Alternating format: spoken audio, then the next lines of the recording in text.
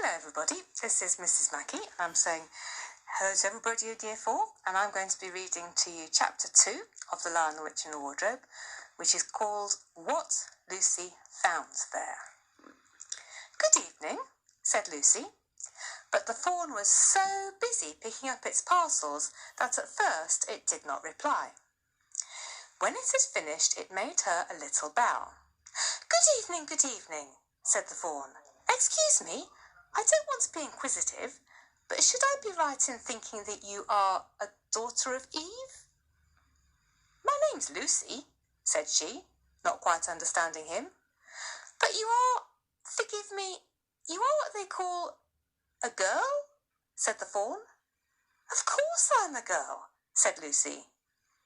You are in fact human?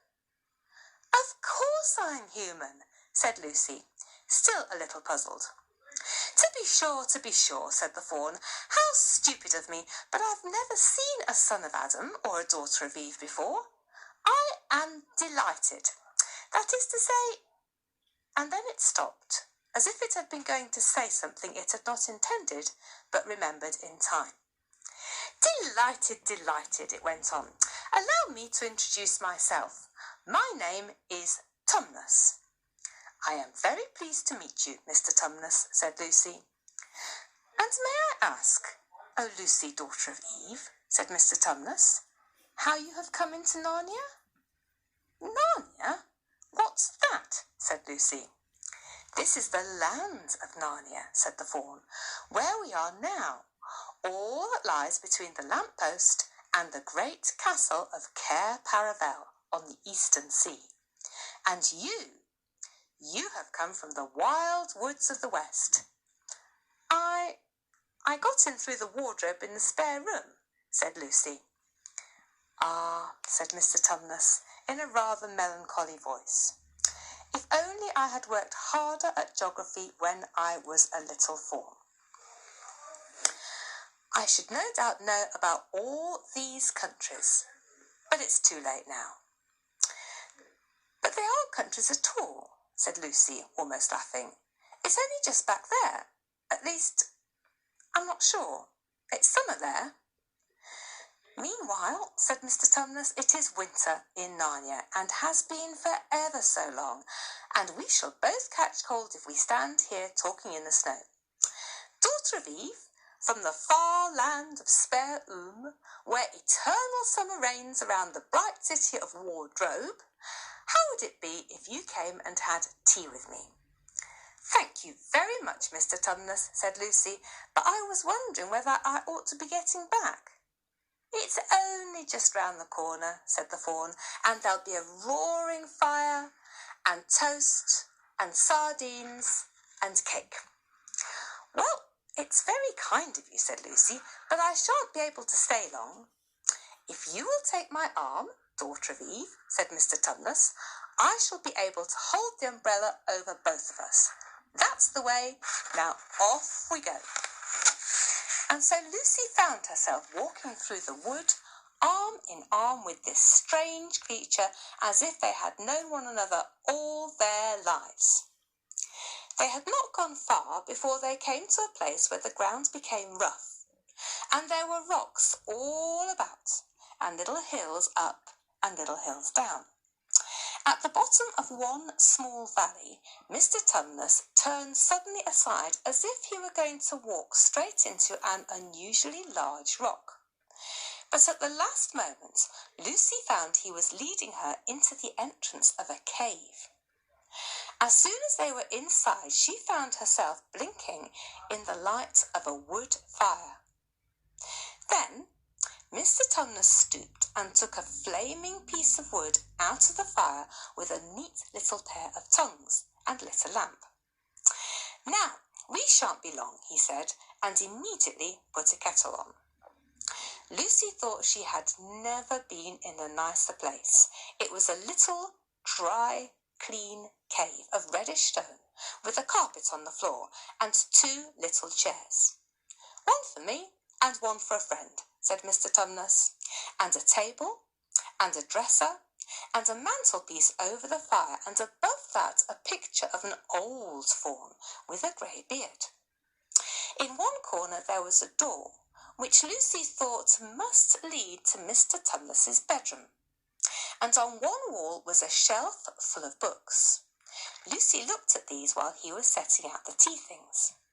They had titles like The Life and Letters of Silenus, or Nymphs and Their Ways, or Men, Monks and Gamekeepers, a Study in Popular Legend, or Is Man a Myth? Now, daughter of Eve, said the faun. And really it was a wonderful tea. There was a nice brown egg, lightly boiled, for each of them, and then sardines on toast, and then buttered toast, and then toast with honey, and then a sugar-topped cake. And when Lucy was tired of eating, the faun began to talk. He had wonderful tales to tell of life in the forest.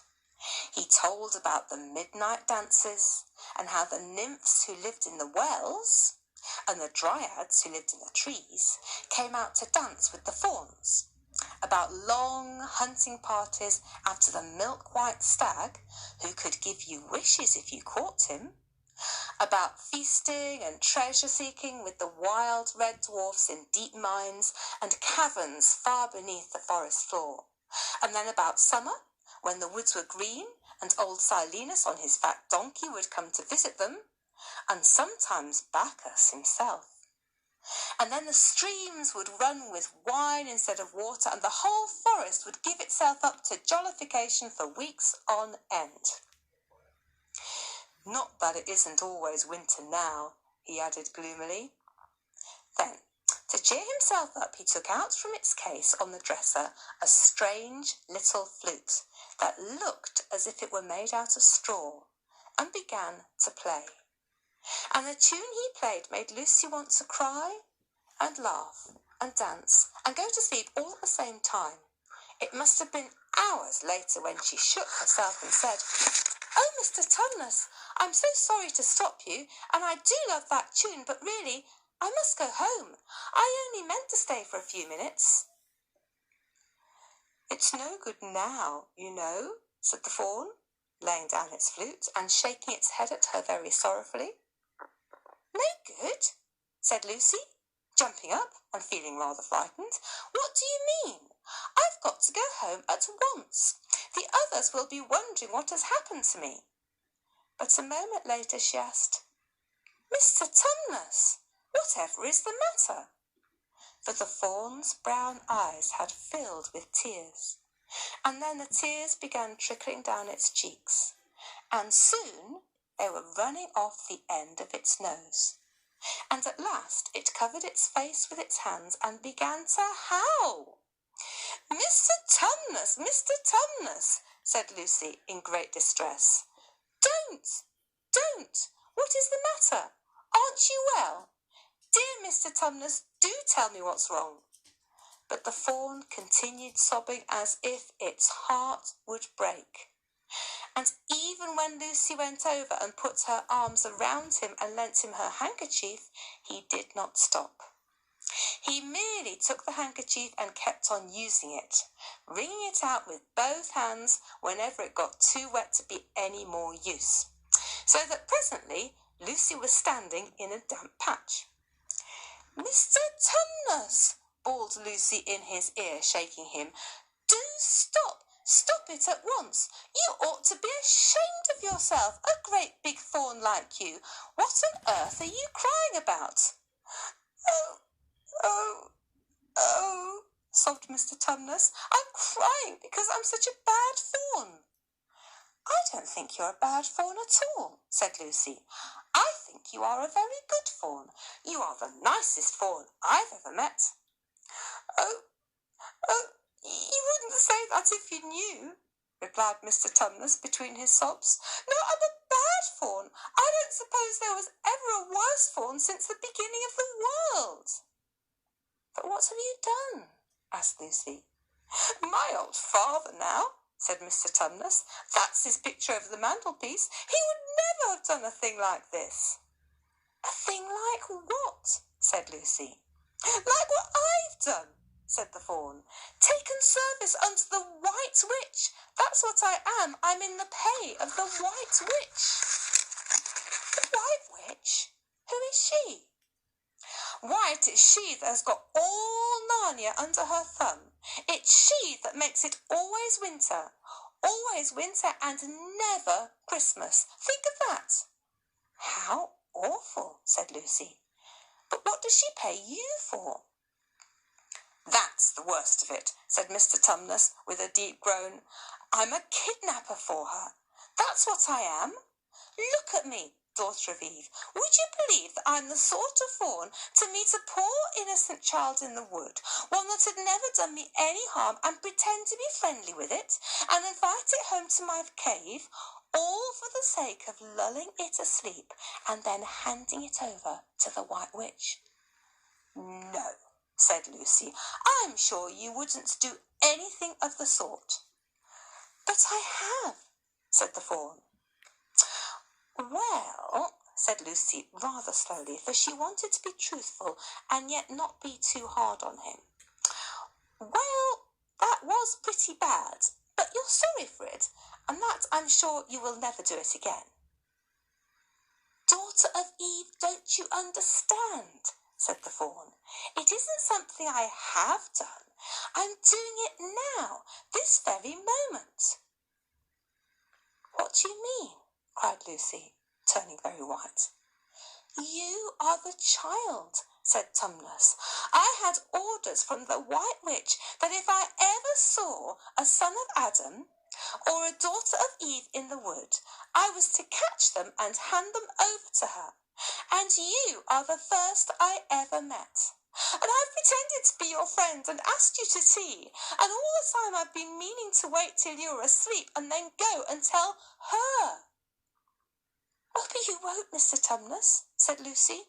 You won't, will you? Indeed, you really mustn't. And if I don't, said he, beginning to cry again, she's sure to find out, and she'll have my tail cut off, and my horns sawn off, and my beard plucked out, and she'll wave her wand over my beautiful cloven hoofs, and turn them into horrid solid hoofs, like a wretched horse's. And if she is extra and specially angry, she'll turn me into stone, and I shall be only a statue of a fawn in her horrible house, until the 4 thrones at Care Paravel are filled, and goodness knows when that will happen, or whether it will ever happen at all. I'm very sorry, Mr. Tumnus, said Lucy, but please let me go home. Of course I will, said the fawn. Of course I've got to. I see that now. I hadn't known what humans were like before I met you. Of course I can't give you up to the witch, not now that I know you. But we must be off at once. I'll see you back to the lamppost. I suppose you can find your way from there back to spare and wardrobe. I'm sure I can, said Lucy. We must go as quietly as we can, said Mr. Tumnus. The whole wood is full of her spies. Even some of the trees are on her side. They both got up and left the tea things on the table.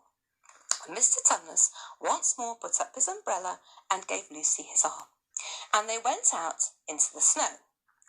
The journey back was not at all like the journey to the fawn's cave. They stole along as quickly as they could, without speaking a word, and Mr. Tumnus kept the darkest places. Lucy was relieved when they reached the lamppost again. Do you know your way from here, daughter of Eve? Said Tumnus. Lucy looked very hard between the trees and could just see in the distance a patch of light that looked like daylight. Yes, she said, I can see the wardrobe door. Then be off home as quick as you can, said the fawn, and can you ever forgive me for what I meant to do? Why, of course I can, said Lucy, shaking him heartily by the hand, and I do hope you won't get into dreadful trouble on my account. Farewell, daughter of Eve, said he. Perhaps I may keep the handkerchief? Rather, said Lucy, and then ran towards the far-off patch of daylight as quickly as her legs would carry her. And presently, instead of rough branches brushing past her, she felt coats and instead of crunching snow under her feet, she felt wooden boards. And all at once she found herself jumping out of the wardrobe into the same empty room from which the whole adventure had started. She shut the wardrobe door tightly behind her and looked around, panting for breath. It was still raining, and she could hear the voices of the others in the passage. "I'm here!" she shouted. "I'm here! I've come back! I'm all right!"